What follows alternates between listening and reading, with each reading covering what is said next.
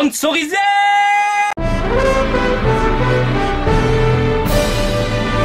Salut à toutes et à tous, Marty Japan pour un tout nouveau dévalage. Et bien aujourd'hui les gens, on va se pencher sur une licence encore puissante, là qui rentre dans ton cœur petit à petit, boum boum boum.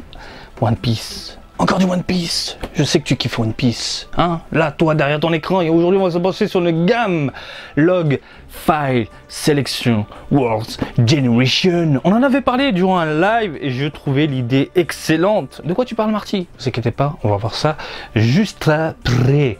Vous l'avez vu au début de cette vidéo, c'est Japan D World qui m'a envoyé la babette. Il m'a dit Marty, t'es chaud, t'es pas chaud, tu vois, bah, fais péter, parce que je trouve l'idée excellente encore une fois, et je trouve que même si tu mets la figurine seule, ça envoie du lourd. Voilà, c'est sorti le 23 mars 2021 dans tout l'archipel. L'ami Japan D World la vend à 19,90 €, de quoi te faire plaisir. Et on va passer au gros plan, voilà, tout simplement. Eustace Kid. Je te le refais parce qu'on voyait pas sa gueule en fait. Donc la boîte, et vous voyez en fond il y a Luffy en mode vénère avec des putains de muscles de ouf. One Piece à la licence, Banpresto, Bandai Spirits qui distribue la bébête dans tous les Ufotable au Japon. Vous avez ensuite le monstre qui est ici, qui a l'air ouf. La boîte est lourde. La boîte est lourde. C'est une grosse figurine, j'ai l'impression. De toute façon on va voir ça de toute façon. Sur le côté, on a les personnages côte à côte, et voilà pourquoi je trouve cette gamme ouf. Parce qu'au final, on n'a pas de socle de merde.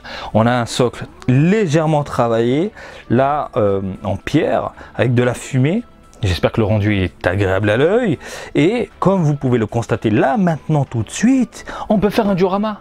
On peut faire un mini diorama avec deux figures. Et ça, je valide à 4000%. Faites-nous ça dans l'univers Dragon Ball. Et faites pas des socles pourris. Bordel de merde, c'est vraiment génial. Cette idée est géniale. Bref, je n'ai rien d'autre à ajouter, mis à part que la tranche est sympathique. Je prends mon petit cutter et on découvre ce nouveau joujou du jour. Où tu vas, Marty? Je sais pas. Ensemble. Boîte de protection. Ah, j'articule bien. Oh, putain, j'arrive pas à le sortir. Je n'arrivais pas à le sortir. Où est l'entrée? Où est le cucu? Où est la tête? Référence à ceux qui l'ont. On ouvre tout ça. Voilà. Ouverture sur le côté. Oh putain, ça claque. Ah ouais, ça claque. Je veux ça dans l'univers Dragon Ball, bordel de merde. Ah ouais, putain. Ça me rend dingue. Pourquoi on n'a pas ça, sérieux, quoi? Et pourquoi c'est que One Piece? J'en ai marre, je suis jaloux. Bref, 2 pièces, c'est déjà monté. On commence avec ce fameux support. C'est génial. C'est génial. Là, c'est moins génial, mais tu t'en branles parce que tu vas pas la mettre comme ça. Alors, je vais mettre la figurine comme ça avec... hop, en train de faire du surf. Je pars en couille. Vous avez donc du coup... Bah, c'est classe. Voilà. Propre. Un sol fissuré. Légèrement fracassé, dans un ton mat, ça je valide. Pas trop travaillé, c'est dommage en termes de couleur. Cependant, la petite fumée sur le côté est travaillée. On a un aspect légèrement laqué, pas trop non plus. Et puis on a quelques nuances ici grisâtres autour de la fumée. Hein, ça, je valide. Franchement, et de façon globalement, je le valide ce putain de support. C'est ça qui est lourd en fait. Alors, le perso est lourd aussi. En parlant du personnage, tiens, modélisation qui envoie du pâté. Très très fan.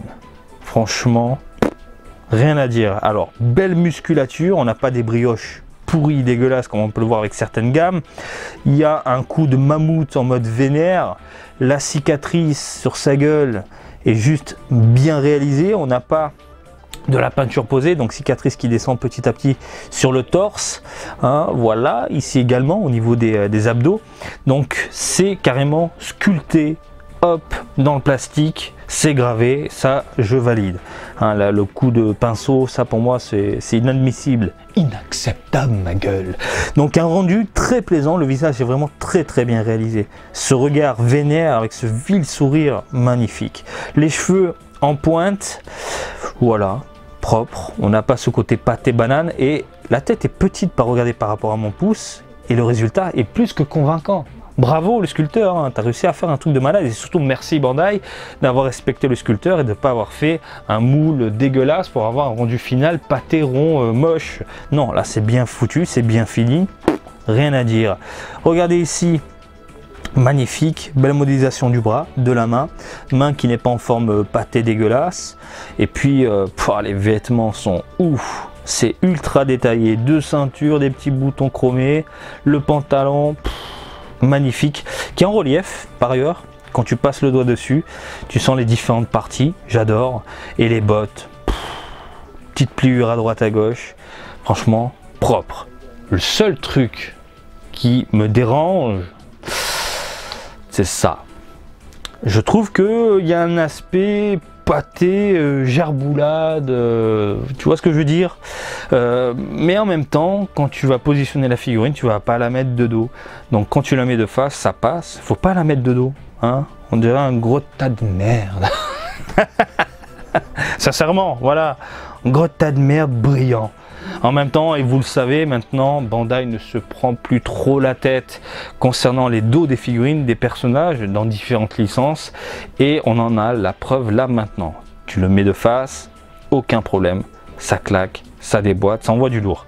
On va parler maintenant des couleurs les amis. Alors, aspect mat sur la peau, aspect mat sur les vêtements du haut.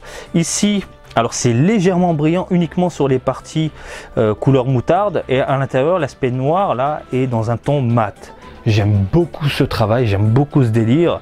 Et puis on a des parties légèrement chromées, argentées, dorées, surtout au niveau de la ceinture. Là on est dans du métallique. Là, on a un rendu très métallique. J'ai pas l'impression de voir du plastique. Franchement, c'est bien foutu. Et même chose ici, un petit côté doré brillant qui envoie du lourd.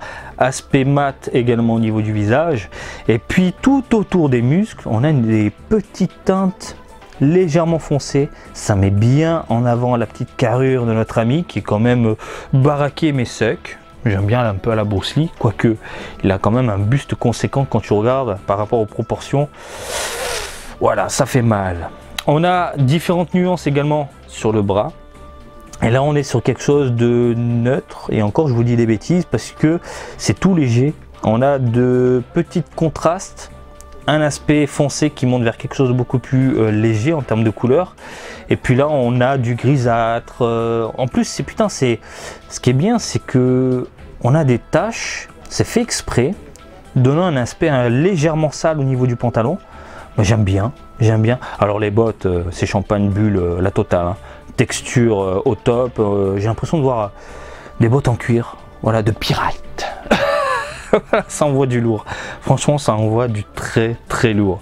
Bref, globalement, c'est de la bombe atomique. Maintenant, je vais le positionner. Alors, est-ce qu'elle tient, pardon.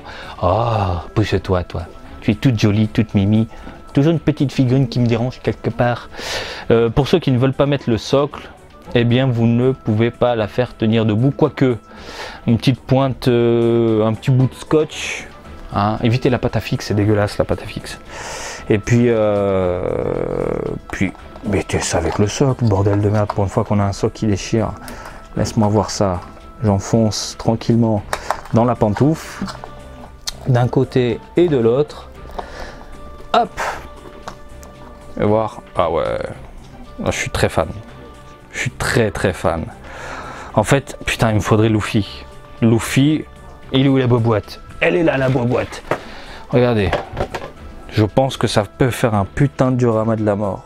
Qui claque. Le Luffy a l'air ouf, surtout en termes de carrure. Et comme c'est assez conséquent, assez gros, tu le vois là, bah avec ce petit décor là, ça tue. Seul c'est pas mal. Hein. Seul c'est clairement pas mal. Bon, j'ai merdé au niveau des emboîtements. Hop là. Et on va checker la taille du coup les amis. Qu'est-ce qu'on a là? Qu'est-ce qu'on a dans les parages? Socle compris, on monte dans les 17-18 cm. Et là, on est dans du 15 cm environ. Et de ce côté-là, on est dans du 14. Franchement, on dirait pas comme ça, elle a l'air toute petite. Hein. Vous l'avez vu, hein. Mais regardez à côté de moi. C'est un tout. Décor, support, personnage, rendu, pose. C'est un tout. Et si tu mets la Luffy à côté, faut que je trouve la Luffy. Faut que je trouve la Luffy. J'aime bien moi quand c'est des dioramas bien travaillés comme ça, un rendu qui claque et tout. Les nuances sont top et tout. Ça claque.